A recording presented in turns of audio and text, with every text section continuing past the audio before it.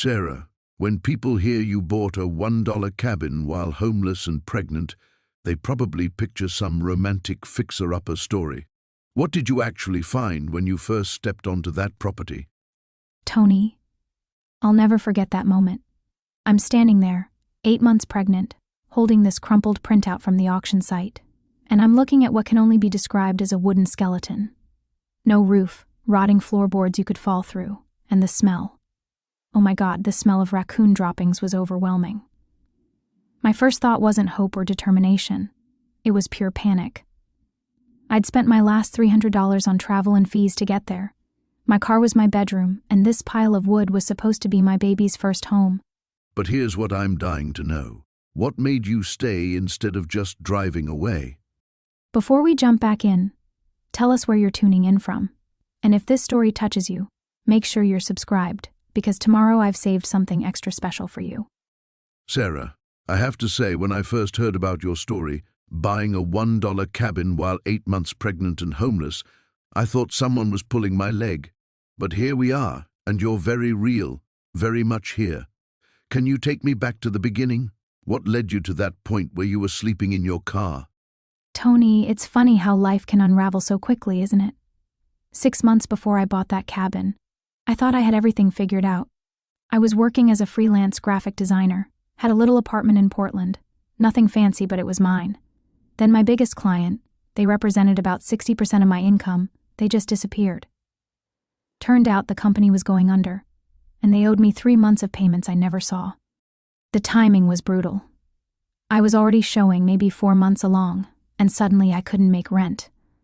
My landlord was understanding at first, but understanding only stretches so far when they have their own bills to pay. I remember the morning I got the eviction notice. I just sat on my kitchen floor and cried for 2 hours straight. Where was the baby's father during all this? Long pause, gone. He'd made it very clear when I told him about the pregnancy that he wasn't ready for that kind of responsibility. I can't say I blame him entirely. We'd only been together 8 months, and neither of us planned this. But when things got really tough, when I needed someone most, I was completely on my own. So you ended up in your car. What was that like, being pregnant and essentially homeless? My car became my entire world, Tony. It was a 2015 Honda Civic, not exactly spacious accommodations for a growing woman. I'd reclined the driver's seat as far back as it would go and tried to stretch out, but my back was constantly aching. The worst part wasn't the physical discomfort, though. It was the shame. Shame? I'd park in different places every night, because I was terrified someone would recognize me, would see what I'd become. There was this 24-hour laundromat where I'd go to use the bathroom and wash up in the sink. The fluorescent lights in there were so harsh, and every time I looked in the mirror, I barely recognized myself. My hair was always greasy, my clothes wrinkled from sleeping in them. I felt like I was failing my baby before they were even born. But you kept going. You must have had some kind of plan, some hope. I spent hours every day on my laptop. Thank goodness for coffee shops with free Wi-Fi. Looking for work, looking for housing, looking for anything that might change our situation. That's how I stumbled across this website selling distressed properties. Most of them were foreclosures, way out of my price range even in their damaged state. But then I saw this listing, rustic cabin, $1, as is. Buyer responsible for all inspections and repairs. $1. That had to seem too good to be true. Oh, it absolutely did. But Tony, when you're sleeping in a car at 7 months pregnant, and your bank account has $83 in it, you start to believe in desperate possibilities. The listing had 2 photos. One showed what looked like a small log cabin surrounded by tall pine trees, very romantic and rustic. The other was just a shot of the property boundaries. Did you do any research into why it was so cheap? I tried. The listing mentioned it was part of an estate sale, that the previous owner had passed away and the family just wanted it gone. It said there were back taxes owed, but those would transfer to the new owner. I called the number and spoke to this woman who said she was handling the estate. She was very matter-of-fact about it, said the cabin needed work, that there was no electricity or running water, but the structure was sound. And you believed her? I wanted to believe her, Tony. There's a difference. When you're desperate, you hear what you need to hear. She said I could drive up and look at it, but it was a 4-hour drive from Portland, and my car was already struggling. The gas alone would have cost me $20 I didn't have. So I made the decision based on those 2 photos and a prayer. Tell me about the day you actually bought it. It was all done online. I transferred the dollar through PayPal, signed some digital documents I probably should have read more carefully, and suddenly I owned property. I remember sitting in my car outside a Starbucks, staring at the deed on my phone screen. For the first time in months, I felt like maybe things were turning around. When did you decide to actually drive up there? What was the drive like? Beautiful and terrifying at the same time. Once I got off the main highway, the roads got narrower and windier. My car was making this wheezing sound it had never made before, and I was having these little panic attacks thinking about what would happen if I broke down out there. But the scenery was incredible. These massive evergreens, mountains in the distance, little streams running alongside the road. And then you arrived. Pause. Oh, Tony. Nothing could have prepared me for what I found. Describe it for me. How far back did you have to drive? About a 1/4 mile, and my poor little Honda was not built for that terrain. Branches were scraping the sides, I got stuck twice in muddy ruts, and I was convinced I was going to damage something I couldn't afford to fix. When I finally reached what was supposed to be my cabin, I just sat in the car for maybe 10 minutes, staring. What were you staring at? Well, technically it was a cabin. There were logs, there was a foundation of sorts. But Tony, when that woman said it needed work, she failed to mention that half the roof was completely gone. Not damaged, gone. There were holes in the walls big enough to walk through, and what I could see of the floor was rotting and sagging. How did you react in that moment? I started laughing. Not happy laughing, that hysterical kind of laughter when your brain can't quite process how thoroughly you've been had. Here I was, 8 months pregnant, practically broke, sitting in front of what was essentially a pile of logs held together by wishful thinking and bird nests. And I'd driven 4 hours to get there. But you didn't leave. Where was I going to go, Tony? Back to sleeping in my car in Portland? At least here nobody could tell me to move along. And despite everything, despite how completely awful it looked, there was something about the place. The silence was incredible. I'd been living with city noise for so long that the quiet felt almost magical. And the smell of those pine trees, that clean mountain air. I rolled down my windows and just breathed for the first time in months. So you decided to stay that first night? I didn't really decide so much as accept reality. It was getting dark, I was exhausted, and I needed to figure out my next move. I grabbed my sleeping bag and went to explore what I'd bought for my dollar. The front door was hanging by one hinge, and when I pushed it open, I heard this chattering sound. Chattering? Raccoons, Tony. A whole family of them had been using my cabin as their summer home, and they were not pleased about the new management. There was this big mama raccoon who looked at me like I was the intruder, which I suppose, from her perspective, I was. That must have been frightening. It was, but it was also oddly comforting. At least someone had been taking care of the place, even if they weren't paying rent. I ended up sleeping in my car that first night, parked right next to the cabin, listening to my new roommates rearranging the furniture upstairs. What did morning light reveal that you hadn't seen the night before? Oh, the damage was much worse than I'd thought. There were at least 6 major holes in the roof, the back wall was partially collapsed, and what I'd taken for a rustic stone foundation was actually just rocks piled up with no mortar. But I also saw things that gave me hope. The main support beams were solid, the stone chimney was intact, and there was this beautiful little clearing behind the cabin where someone had obviously once had a garden. You mentioned back taxes. How much did those turn out to be? Laughs $2,437. I found out when I went into town the next day to ask about getting the utilities turned on. The woman at the county office was very nice about it, but she made it clear that I had 6 months to pay up or lose the property. $2,000 must have seemed impossible at that point. It might as well have been $2 million, Tony. But something had shifted in me overnight. Maybe it was finally having a place that was legally mine, even if it was falling down. Maybe it was being surrounded by all that natural beauty. Or maybe I'd just hit rock bottom so hard that the only direction left was up. But I decided I was going to make it work, somehow. What was your first priority? shelter that wouldn't collapse on me and my baby. I drove into the nearest town, a little place called Cedar Falls about 20 minutes away, and found a hardware store. The owner was this older gentleman who took one look at my very pregnant self asking about tarps and rope and started asking questions. He was suspicious? More curious than suspicious. When I explained my situation, maybe not all the details, but enough, he got this look on his face like he'd seen something like this before. Turned out he had a whole pile of materials in his back lot that people had ordered and never picked up.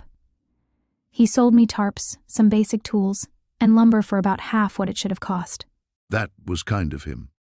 It was the first of many kindnesses I'd encounter up there, Tony.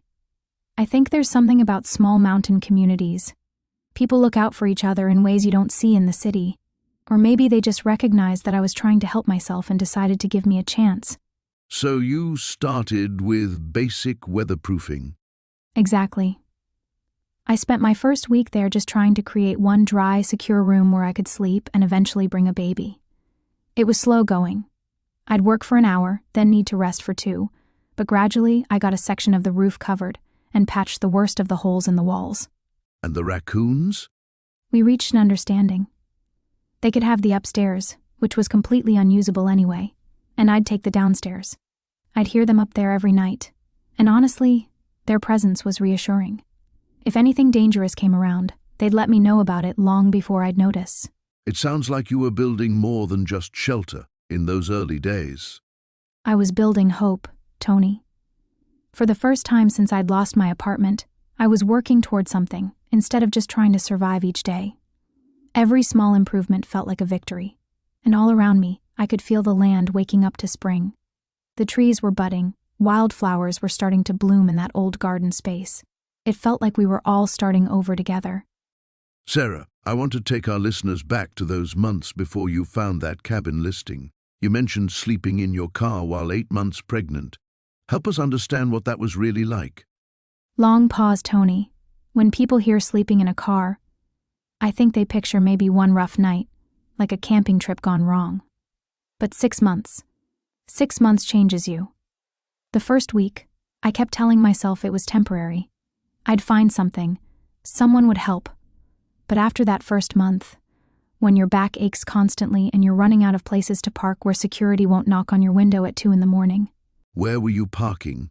How did you manage the basics? I had this rotation worked out. Monday and Tuesday nights at the 24-hour Walmart on Cedar Street. They were tolerant, but you couldn't push it past 2 nights. Wednesday at the rest stop on Highway 9, but only if the weather was decent. Thursday through Sunday, I'd move between 3 different church parking lots. The Methodist Church on Elm was my favorite, because they had those big oak trees that blocked the streetlights. And you were working during this time?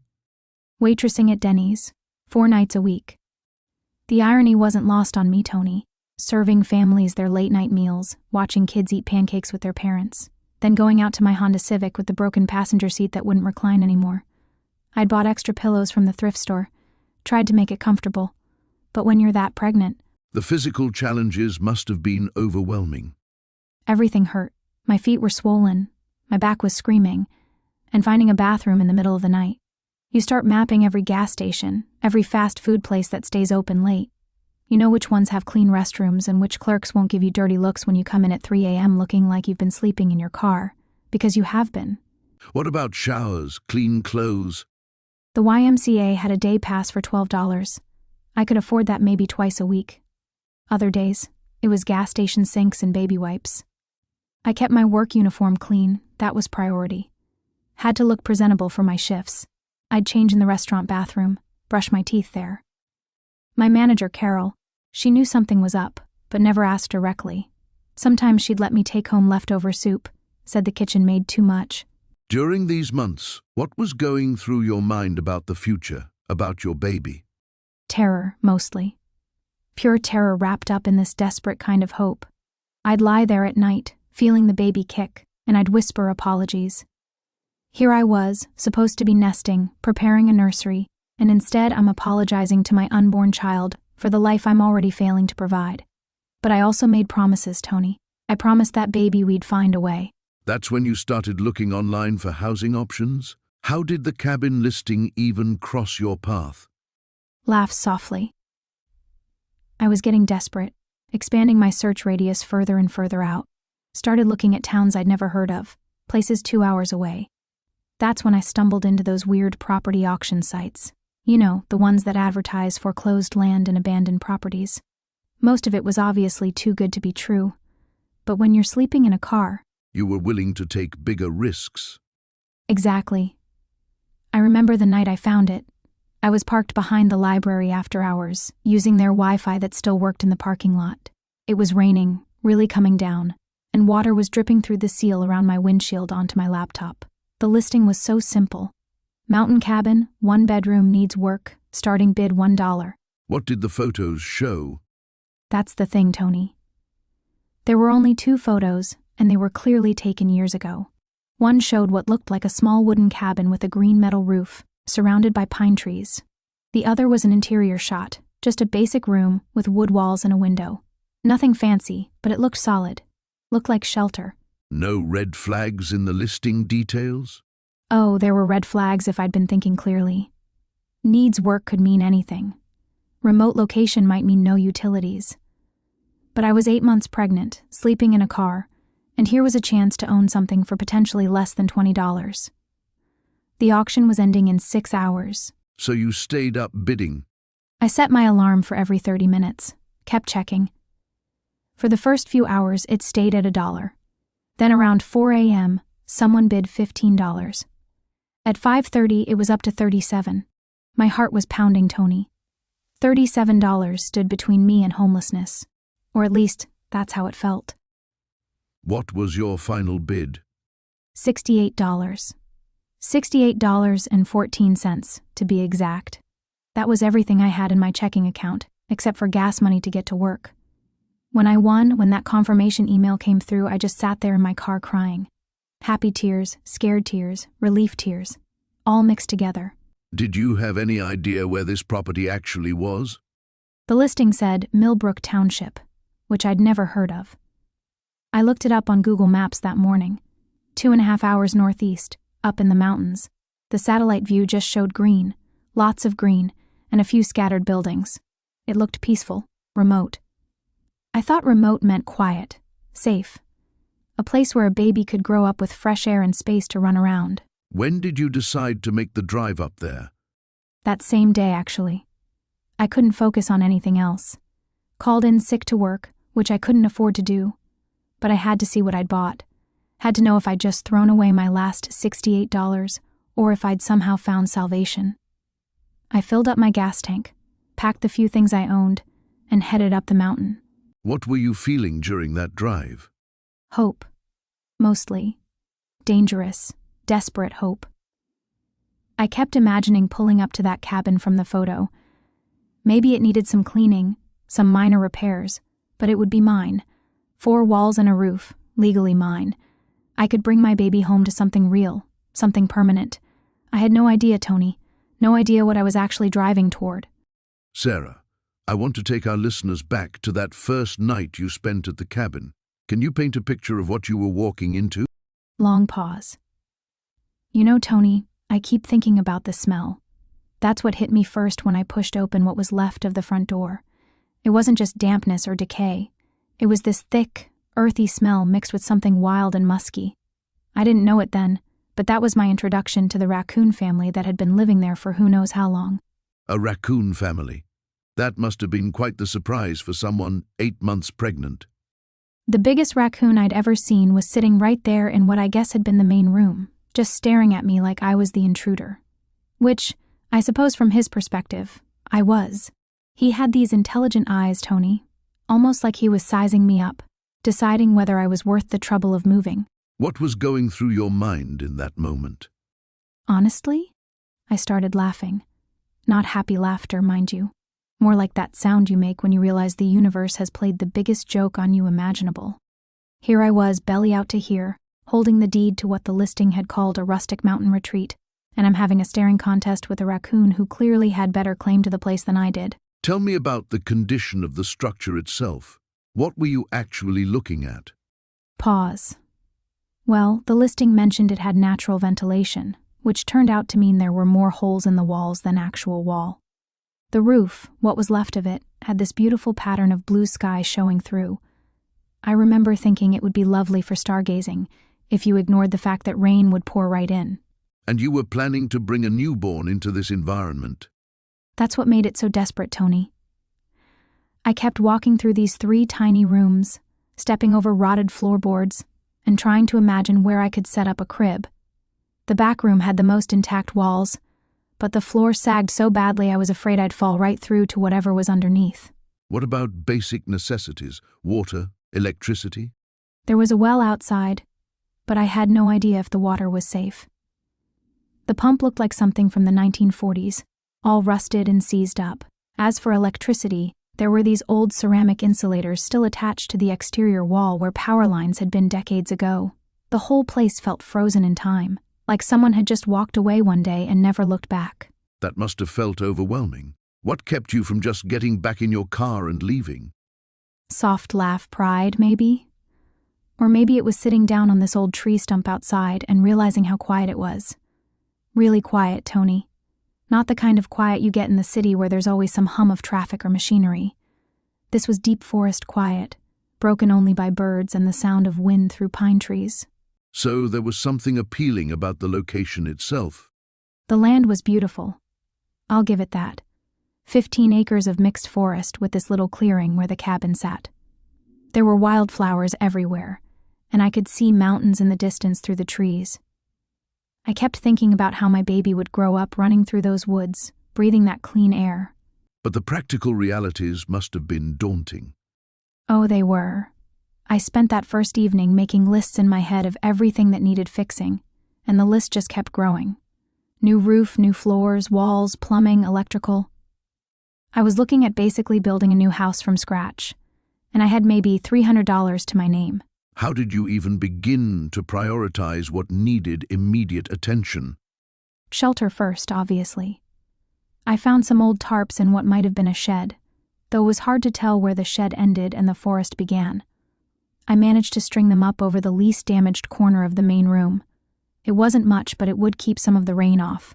And your raccoon roommates? How did they react to these improvements? Laughs. They were remarkably patient with me, actually. The big male would watch me work from a distance, and I swear he looked amused. There were at least 3 others, maybe 4. A female with 2 babies that couldn't have been more than a few months old. They'd come and go through this hole in the back wall like they owned the place. Which, in a way, they did. What did you hear? Pause life, Tony. So much life. Owls calling back and forth. Something rustling through the underbrush. Around midnight, I heard my raccoon family having what sounded like a conference on the cabin's front porch. Lots of chittering and shuffling around. I had this crazy thought that they were discussing the new tenant and what to do about me. Looking back now, how do you think that first day shaped everything that came after? I think it taught me that sometimes the worst thing that can happen to you is also the beginning of the best thing. I went to sleep that night, feeling like I'd made the biggest mistake of my life. But I also felt something I hadn't felt in months. Possibility. Sarah, we've been talking about how you ended up living in your car, and I can see this is where things took a dramatic turn. What was the moment that changed everything for you? Long pause.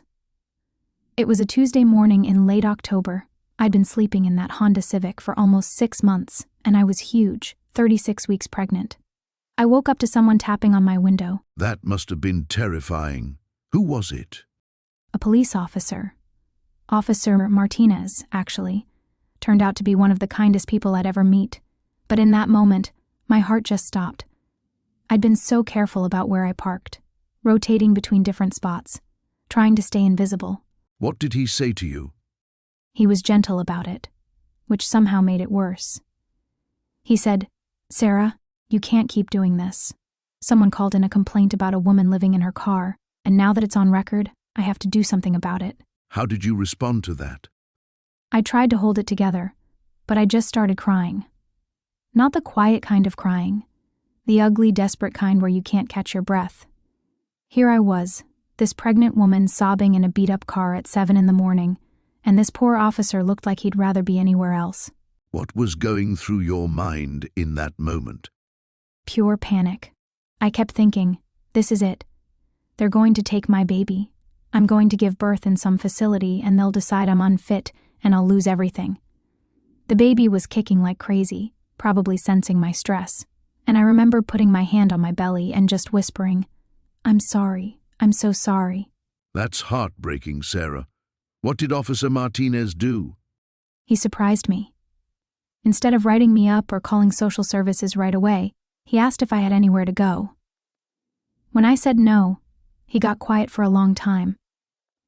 Then he said something I'll never forget. He said, "I've got a pregnant wife at home, and if she were in your situation, I'd want someone to help her." So he decided to help you instead of citing you? He did something even better. He told me he'd give me 2 weeks to figure something out, but that I couldn't stay in that parking lot anymore. Then he said, "And I'm going to check on you. Not to hassle you, but to make sure you're okay." 2 weeks doesn't sound like much time when you're in that situation. It felt like a gift and a death sentence all at once. 2 weeks to solve a problem I'd been struggling with for months, but also, for the first time in forever, someone was treating me like a human being instead of a problem to be moved along. How did that interaction change your mindset? It lit a fire under me, Tony. I'd been in survival mode for so long, just getting through each day, but suddenly I had a deadline. This baby was coming whether I had a place or not, and I couldn't bring a child into the world with nothing but a car seat in the back of a Honda. What did you do first? I drove to the public library as soon as it opened. I'd been avoiding the internet for weeks because every search for affordable housing just made me more depressed, but now I had to try everything. I sat at that computer for hours, searching for rooms to rent, shelters with openings, anything. Were you finding any options? Everything required deposits I didn't have, or had waiting lists months long, or wouldn't take someone with a baby. I was getting more desperate by the hour. Then, around 2 in the afternoon, I found this website that sold cheap land and cabins. This is where you found the $1 cabin? Laughs bitterly, the cabin. The listing said rustic cabin on 2 acres. Perfect for someone looking to get away from it all. Needs some TLC but has good bones.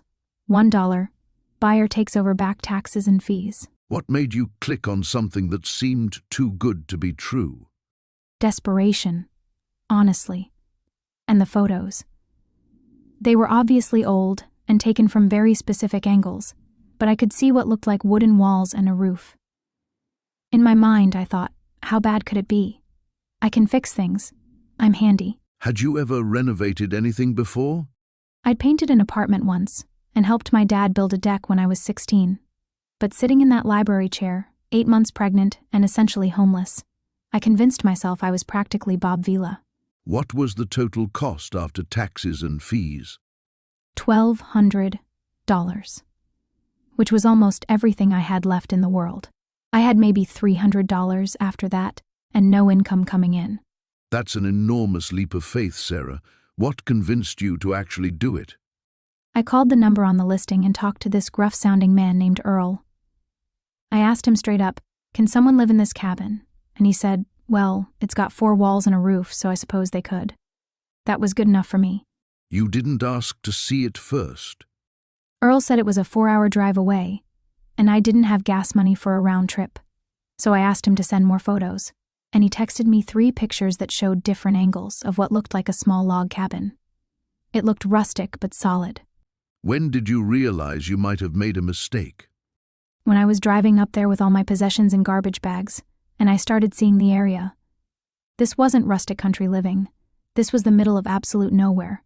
No cell service, no neighbors I could see, nothing but trees and a dirt road that my poor Honda was definitely not designed for. But you kept going? Tony, I'd burned my bridges. I'd spent the money, given myself hope for the first time in months, and told myself this was going to save us. Turning around wasn't an option anymore. Sarah, we've been talking about those months in your car, and I can see how that experience shaped your resilience. But something tells me there was a specific moment when everything changed direction. What was that turning point?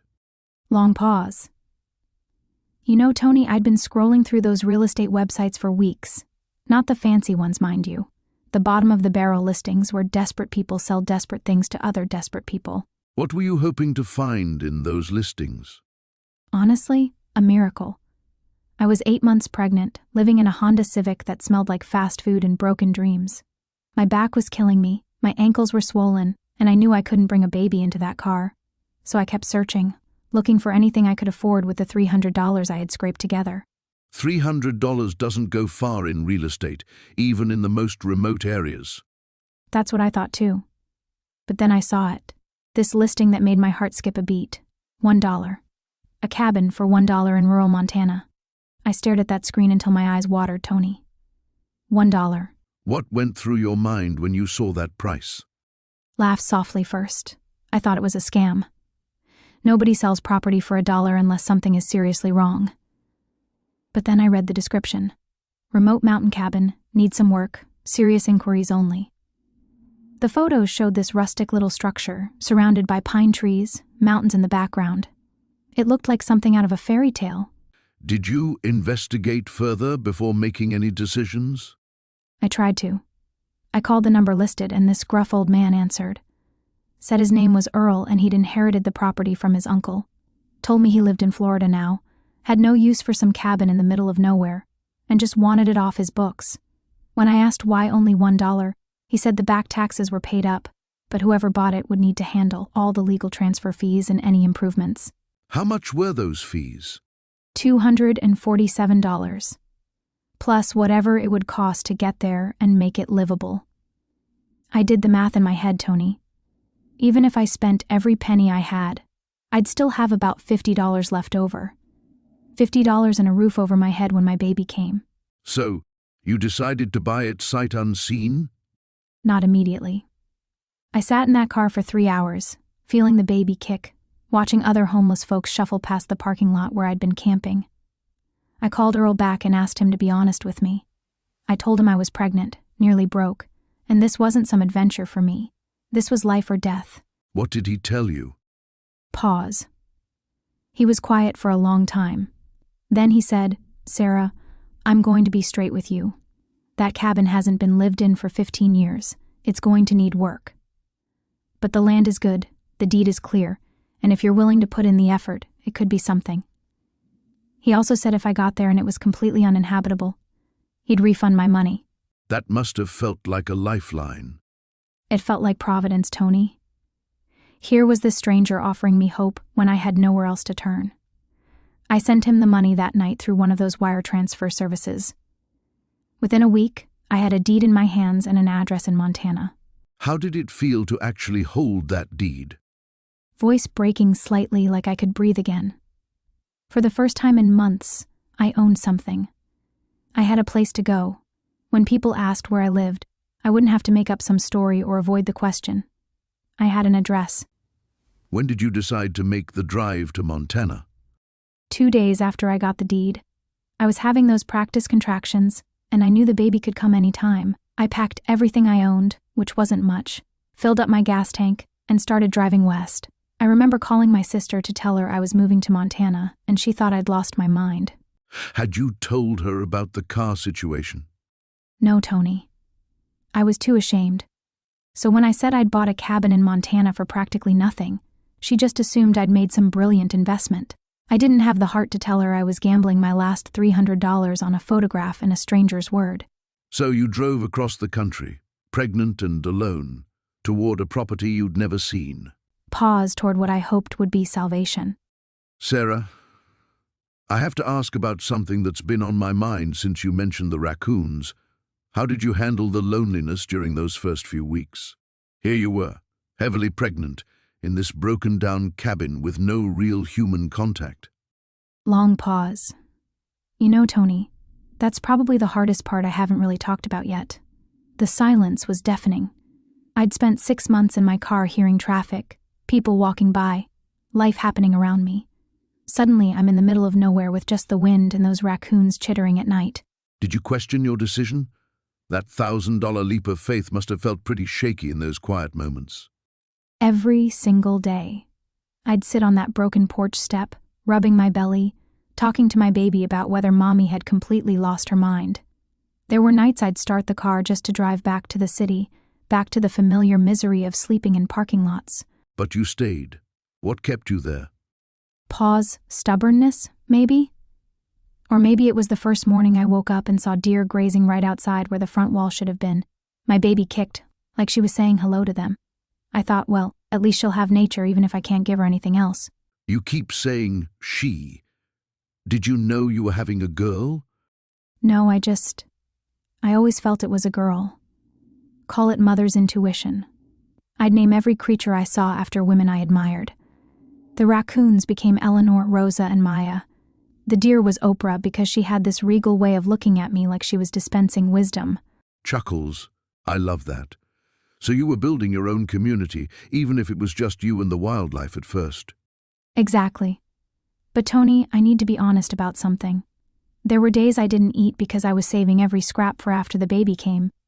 I'd convinced myself I could survive on water and willpower, that somehow I'd figure out how to breastfeed on an empty stomach. Sarah, that's... Pause. How did you get through that kind of desperation? I started talking to my mother.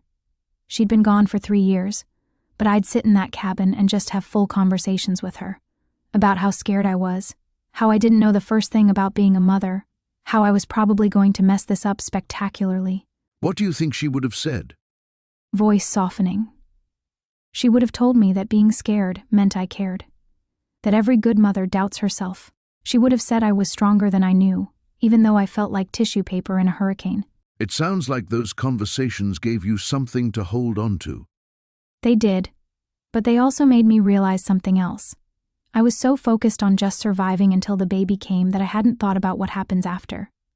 You can't raise a child in a roofless cabin with no running water. The reality of that hit me like a freight train one night during a rainstorm. Tell me about that night. Those are terrifying thoughts for any expectant mother, but especially in your situation. I started making lists in my head. Not just of what I needed to fix about the cabin, but what I needed to fix about myself. I needed to stop thinking day by day and start thinking month by month, year by year. That sounds like a turning point. It was. The next morning, I did something I hadn't done since I bought the place. I walked the entire property line, all 5 acres. I wanted to see what I actually owned, what I was actually working with. And what did you find? Pause, hope, Tony. There was an old well that might still work, a cleared area that could be a garden, trees that could provide firewood, and way in the back, covered in vines, was another structure. Another building? How did that realization change your approach to everything? It changed everything, Tony. Instead of just surviving, I started planning. Sarah, we've talked about those first few weeks getting the roof patched and dealing with your raccoon roommates. But I imagine having a baby on the way while living in those conditions brought up some deeper fears. How were you processing all of that? Long pause. You know, Tony, I think that's when the real weight of what I'd gotten myself into started settling in. It wasn't just about me anymore. I'd lie there at night, feeling the baby kick, and I'd think about my own childhood. Tell me about that. What memories were coming up for you? My mother. She struggled with addiction and we moved around constantly when I was little. Different apartments, sometimes staying with relatives who didn't really want us there. I remember this one place where the heat got shut off in January, and we had to sleep in the kitchen with the oven door open. That must have been terrifying to relive while facing your own housing crisis. It was. Because here I was, 8 months pregnant, and I couldn't help but wonder if I was just repeating the same patterns. Was my child going to grow up with those same memories of instability and cold nights? How did you work through those thoughts? Pause. I started talking to the baby. I know that sounds silly, but every morning when I'd wake up in that little cabin, I'd put my hand on my belly and tell her about what we were going to do that day. Not just the work on the cabin, but the future we were building. Her? Soft laugh.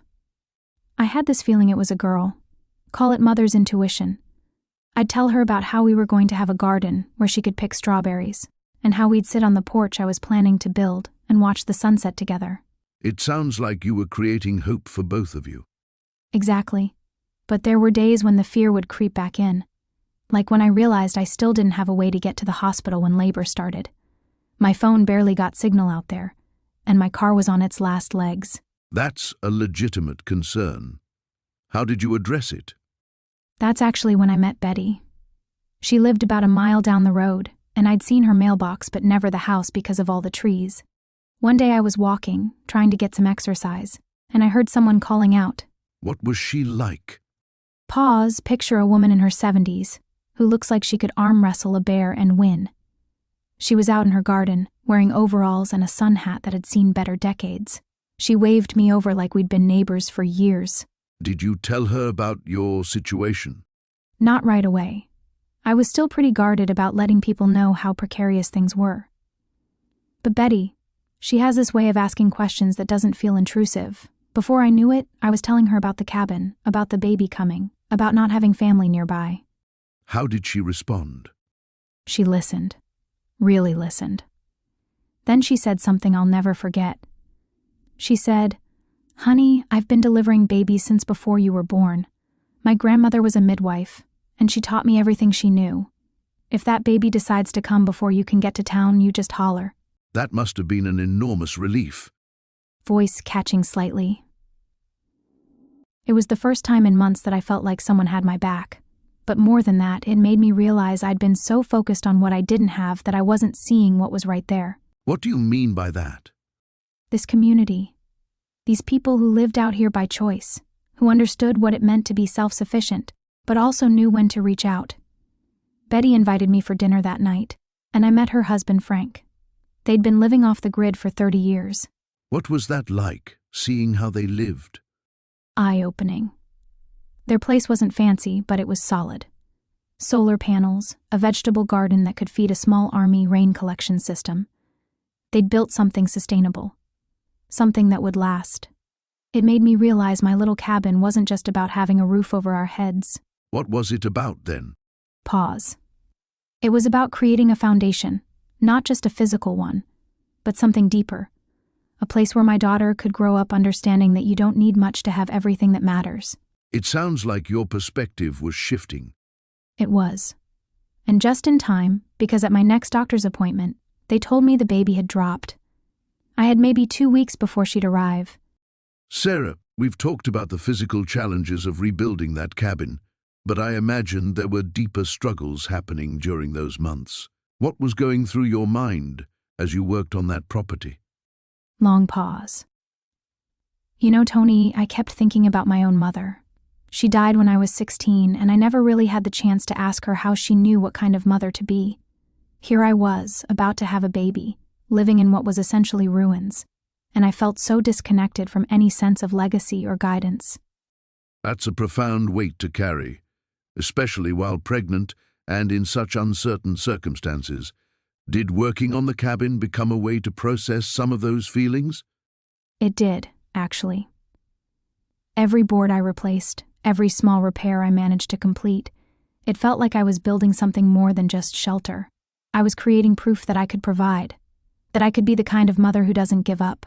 But then I'd have these moments of complete doubt. What kind of doubts? Voice softening. I remember one evening in particular.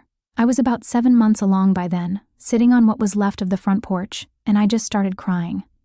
Not the frustrated tears I'd shed before, but this deep, soul-crushing realization that I might be repeating patterns I swore I'd never repeat. What patterns were those, Sarah? My mother, bless her heart. She tried her best. But we moved constantly when I was growing up. New apartments, new towns, always chasing some promise of a better situation that never quite materialized. I swore I'd give my child stability, a real home, roots. And there I was, homeless and pregnant, trying to fix a building that maybe should have been torn down. But you stayed. You kept working on it. What changed your perspective? It was actually something one of the neighbors said. Mrs. Chen, the elderly woman who lived about a quarter-mile down the road. She started bringing me soup in the evenings. One night she looked around at the progress I'd made and said something that stuck with me. What did she tell you? She said, "The building doesn't make the home, dear. The intention does." She told me about how her parents had immigrated with nothing, built their first house mostly from salvaged materials, and how that humble beginning became the foundation for everything good in her family's life. That must have been exactly what you needed to hear. It was, but it also made me realize how much fear I was carrying, not just about providing for the baby, but about whether I had the emotional tools to be a good mother. I'd spent so many years just surviving, Tony. I wasn't sure I knew how to thrive, how to create the kind of nurturing environment a child needs. That's an incredibly honest admission. How did you begin to work through those fears? Pause. I started talking to the baby. I know that sounds simple, maybe even silly, but as I worked on the cabin each day, I'd explain what I was doing and why. I'd tell my little one about the future I was imagining for us, about the garden we'd plant, the books we'd read together on the porch. You were creating that legacy through your words and actions. Exactly.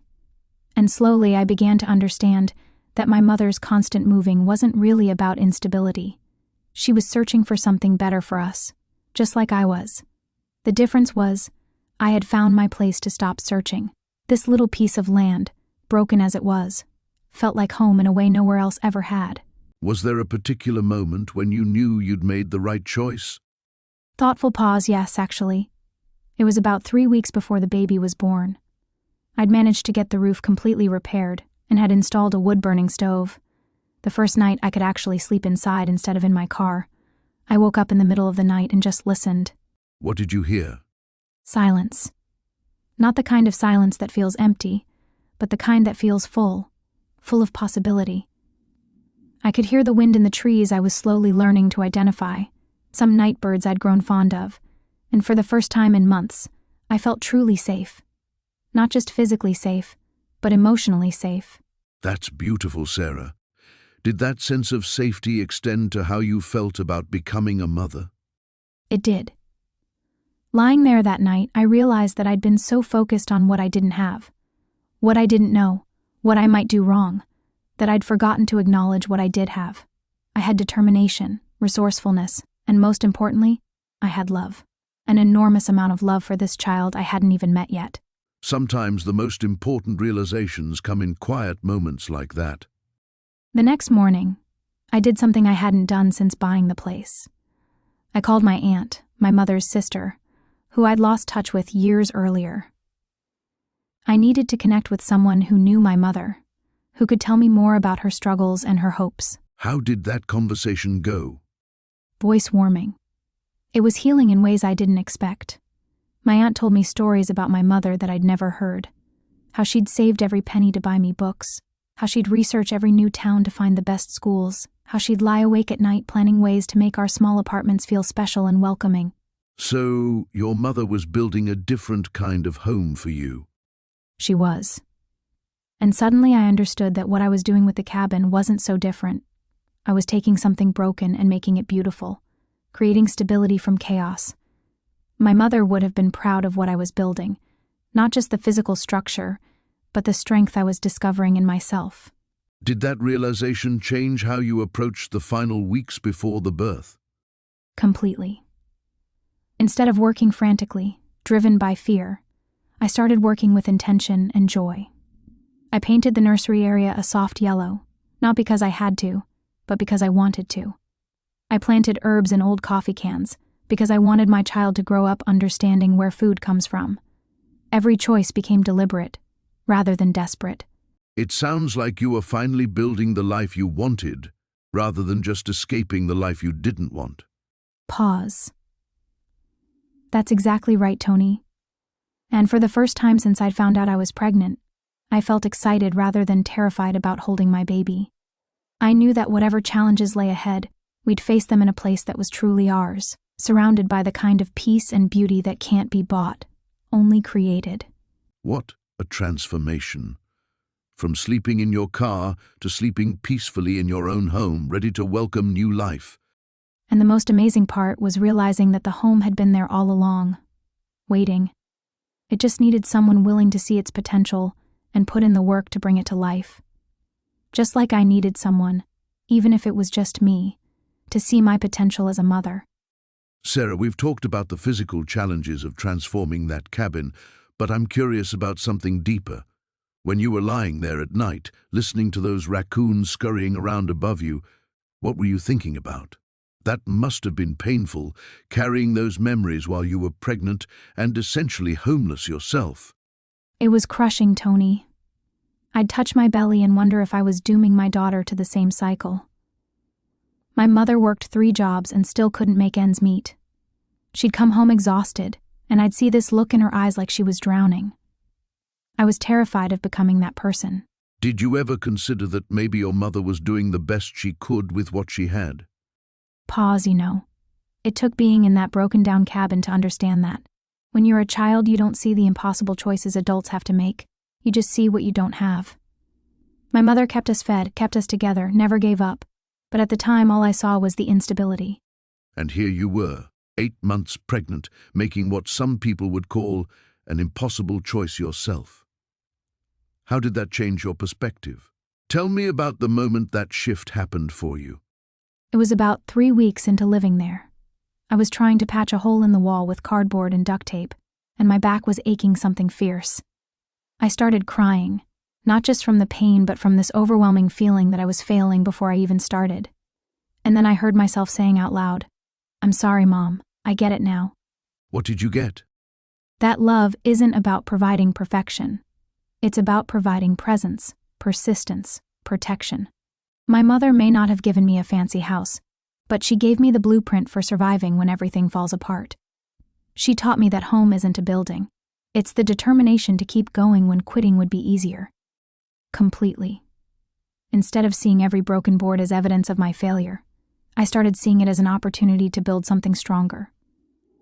My mother never had the chance to own anything, never had the opportunity to create something lasting. But I did.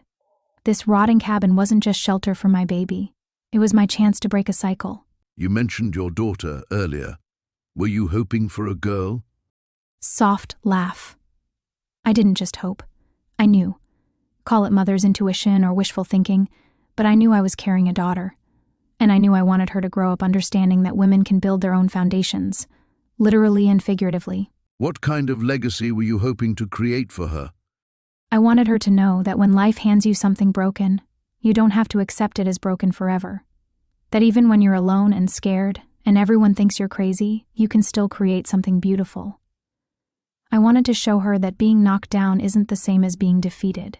Looking back now, do you think your mother would be proud of what you accomplished?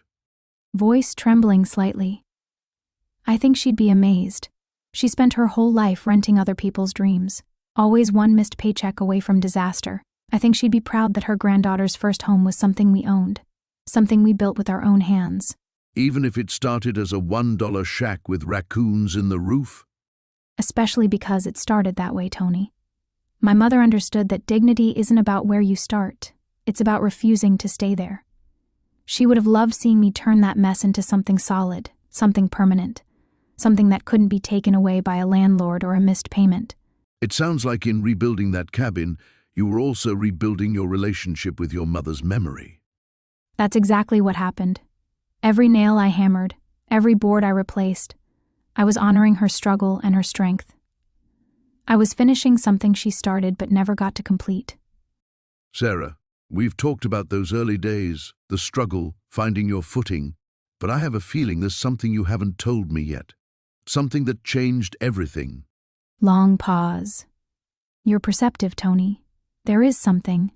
I've been dancing around at this whole conversation because it's still hard to talk about, even now. Take your time. What happened? It was about 3 months after Emma was born.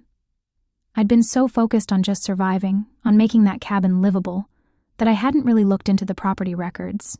I mean, I had the deed. I knew it was mine. But I hadn't dug deeper. What made you finally look? A letter came, hand-delivered by a man I'd never seen before.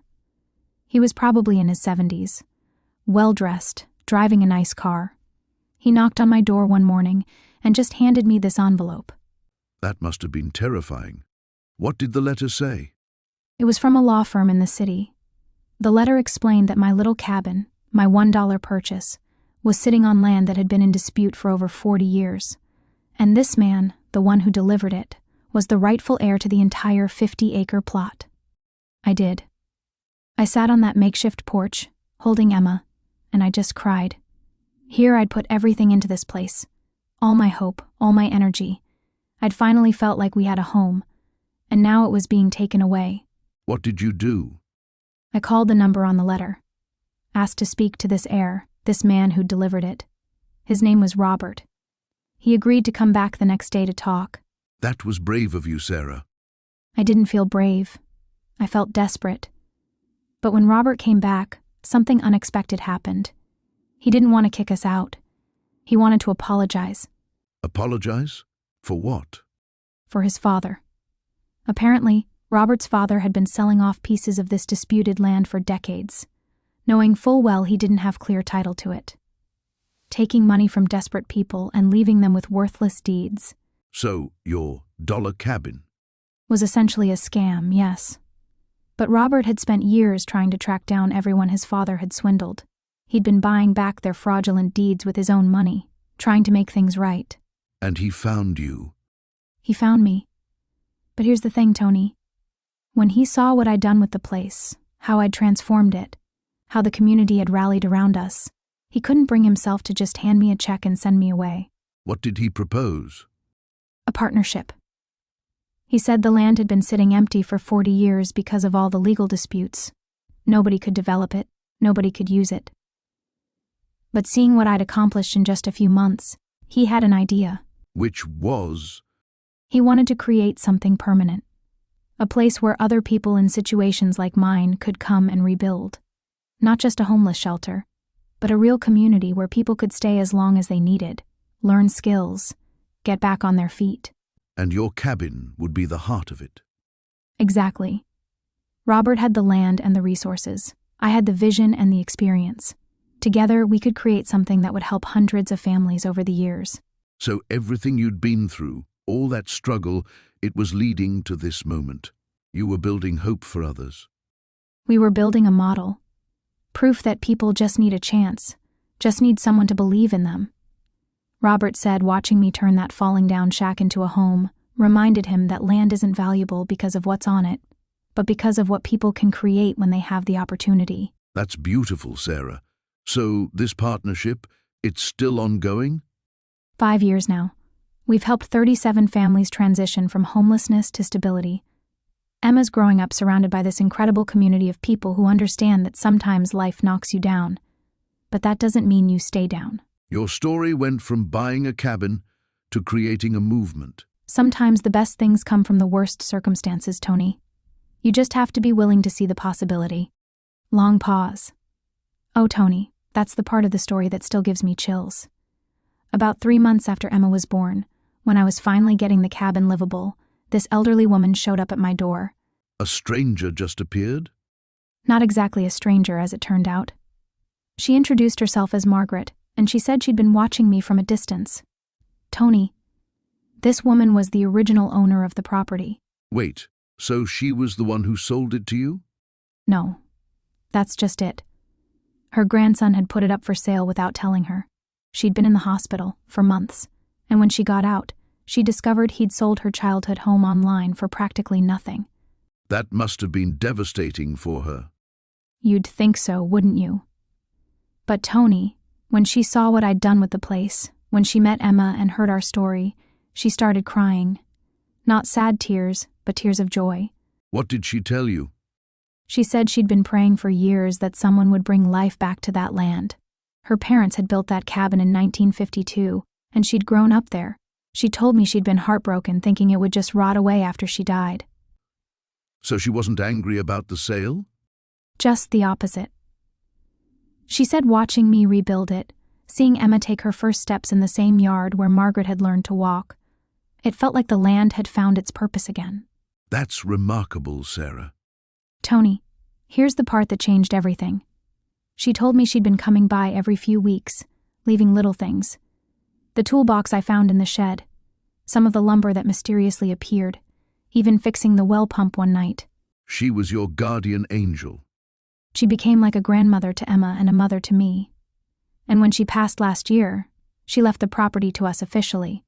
That dollar cabin became our forever home, because one woman believed in the power of new beginnings. Sometimes the universe conspires in the most beautiful ways. Sometimes it does, Tony. Sometimes it really does. Sarah, we're coming to what sounds like the most challenging part of your story. You'd been living in that cabin for months. Emma was growing, and then you got that notice from the county. Tell me about that moment when you realized everything you'd built might be taken away. Long pause, Tony. I remember standing there with that official envelope in my hands, Emma napping in her makeshift crib, and just feeling this cold wash over me. The county was calling it an unsafe structure. They wanted me gone within 30 days. After everything you'd accomplished, the roof repairs, the community garden, the relationships you'd built with neighbors like Mrs. Henderson. Exactly. And the cruelest part was that they weren't wrong about the technical violations. No proper septic system, electrical work that wasn't up to code, foundation issues. But they couldn't see what I saw. They couldn't see home. What was going through your mind during those first few days after receiving the notice? You mentioned Mrs. Henderson played a crucial role during this time. She did. 3 days after I got the notice, she showed up with a thermos of coffee and a folder thick with papers. Turns out she'd been doing research. Zoning laws, historical property designations, something called adverse possession rights. Tony, this woman had been busier than a detective. She believed in what you were creating there. She said something I'll never forget. She told me that watching me transform that land had reminded her why she'd moved to the country in the first place. That some things are worth fighting the system for. So you decided to fight. We decided to fight. Because by then, it wasn't just my battle anymore. The community garden was feeding 4 families. Emma was taking her first steps on that land. And I realized something important. I wasn't that desperate pregnant woman who'd bought a rotten shack anymore. I was someone who'd built something real. How did you prepare for what was essentially going to be a battle with the county? Very carefully, Tony. Very carefully. Sarah, we're coming to what sounds like a pivotal moment in your story. You'd been fighting these legal battles for months, building support in the community. What was going through your mind as things came to a head? Long pause. You know, Tony, there's this moment when you realize you can't run anymore. I'd been running my whole life. From bad situations, from confrontation, from standing up for myself. But sitting in that little cabin with my daughter, watching her take her first steps on those uneven floorboards we'd fixed together. Something shifted for you. Everything shifted. I wasn't just fighting for a piece of land anymore. I was fighting for the idea that someone like me, someone who'd made mistakes, someone who'd been written off, deserved a chance to build something good. How did you prepare for what was coming? Laughed softly. Well, I couldn't exactly hire a team of lawyers. But Martha had been teaching me about property law, and I'd spent hours in the county records office. I knew every easement, every tax record, every document related to that land going back 50 years. You were building your case. I was building more than that. The community garden had brought together people I never would have met otherwise. Mrs. Chen from the market, that veteran who'd been living rough behind the gas station, families from town who just wanted somewhere safe for their kids to play. They rallied around you. We rallied around each other. That's what I finally understood, Tony. I'd been so focused on doing everything alone, proving I could handle it. But strength isn't about carrying everything yourself. What did you tell yourself the night before the final hearing? Pause. I told myself that win or lose, I'd already succeeded. My daughter had a mother who fought for her. I'd learned I was capable of more than I'd ever imagined, and I'd helped create something beautiful out of something broken. But you still had to walk into that courtroom. Oh, I was terrified. My hands were shaking so badly I could barely hold my notes. But when I looked out at that gallery and saw all those faces, people who believed in what we'd built together, I found my voice. The voice you'd been searching for all along. The voice I'd had all along, Tony. I just finally learned how to use it. Sarah, you've told me about building the cabin, about Emma's birth, about finding your community, but I sense there was a moment when everything crystallized for you. When did you realize this wasn't just about survival anymore? Long pause. It was 3 months after Emma was born. I was sitting on the porch we'd built, watching her sleep in that little bassinet Tom had made.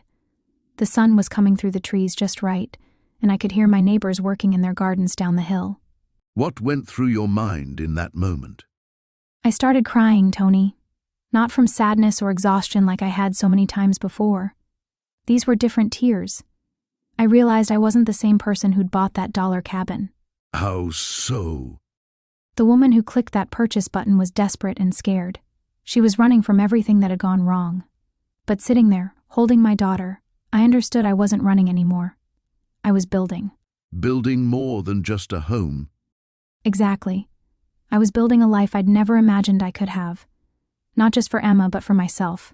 Every board we'd nailed, every friend who'd shown up with tools or food, every small victory over that stubborn piece of land. It all added up to something I'd never felt before. Which was? Belonging. Real belonging. Not to a place someone else owned or a life someone else had planned for me. This was mine. Ours. That must have been overwhelming. Laughs. Softly. I called Margaret right after Emma woke up. Told her I finally understood what she meant about finding your people. She just said, "Honey, you didn't find them. You created them." Created them? By being brave enough to let them help. By asking Tom to teach me carpentry. By accepting Rebecca's casseroles. By letting the community see me struggle and succeed. I gave them the chance to be their best selves, and they gave me the same gift. So when people ask if you regret buying that cabin? Firmly, never. Not for 1 second. That dollar didn't buy me a cabin, Tony. It bought me the chance to discover who I really was when everything else was stripped away. It bought me Emma's future. It bought me home. Sarah, you're standing there looking at this transformed piece of land, your daughter taking her first steps where raccoons used to live. What's going through your mind? Long pause. I keep thinking about that night I bought the cabin. I was so desperate, Tony. I thought I was buying shelter, but I was really buying possibility. That's beautiful. But there had to be a moment when it all clicked, when you realized what you'd actually accomplished here. It was when my neighbor Mrs. Chen brought over soup last week. She said something that broke me open. She told me I'd given the whole community permission to dream again. Permission to dream? Everyone here had written off this land, written off their own situations. But watching me refuse to give up on an impossible cabin, they started believing in their own impossible things again. So the real transformation wasn't just the cabin. No, Tony. It was learning that home isn't something you find or buy. It's something you build, one stubborn day at a time. Sarah, as we wrap up, I'm curious. When you look back at that woman sleeping in her car, what would you tell her? Soft laugh. That she's stronger than she knows. That buying a dollar cabin while 8 months pregnant isn't crazy. It's hope refusing to give up. And what's the most important thing this whole experience taught you? That home isn't something you find, Tony. It's something you build, one day at a time. Sometimes with your own hands, sometimes with help from people who become family. The cabin, is it still your sanctuary? It's evolved. My daughter takes her first steps on those floors we laid together. The community garden feeds 3 families now. But yes, it's still our sanctuary. Any regrets about that desperate online purchase? Pause. Only that I waited so long to believe I deserved something good. That dollar bought us a future, but the real investment was learning to bet on myself. Sarah, thank you for sharing this remarkable journey with us. Thank you, Tony, for listening. Sarah, looking back now, what would you tell that woman who bought a dollar cabin while sleeping in her car? Soft laugh. I'd tell her she's braver than she knows. That sometimes the worst decisions lead to the most beautiful outcomes. And what about little Emma? How do you think this experience shaped her? She's 4 now, Tony. Yesterday she built a fort out of couch cushions and called it home. She understands that home isn't a place, it's the people who love you. The community that rallied around you, do they still play a role in your lives? Every day. Mrs. Henderson still brings soup when Emma's sick. The hardware store owner, Bill, taught her to use a hammer last week. We're family now. What remains from those early days in the cabin? The garden we planted. Emma and I still tend it together. And the belief that rock bottom can be the foundation for something extraordinary. Thank you for sharing your story, Sarah. Thank you for listening, Tony.